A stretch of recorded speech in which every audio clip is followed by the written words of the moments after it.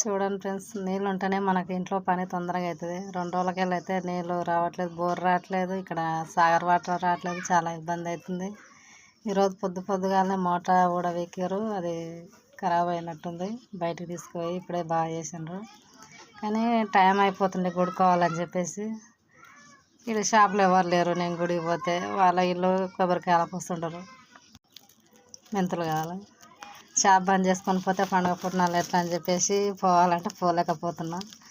ఉన్న ఇద్దరు ఆడ మోటార్ కాడ పని చేస్తారు.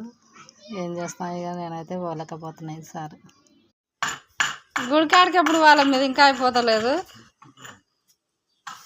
అందరు పోతురు, తొందర పోయేద్దాం అనుకుంటే. అప్పుడే అయిపోయింది అత్తమ్మ, అయిపోయిందా? మరి మాకు ప్రసాదం తీసుకొచ్చారా? పెట్టారు. నేను ఈరోజు గుడికాడికి పోతామంటే ఇంట్లో మోటార్ ఖరాబ్ అయ్యి మోటార్ చేసుకుంటారు, అందుకే రాలేదు. పానకం గిట్ట తెచ్చారా?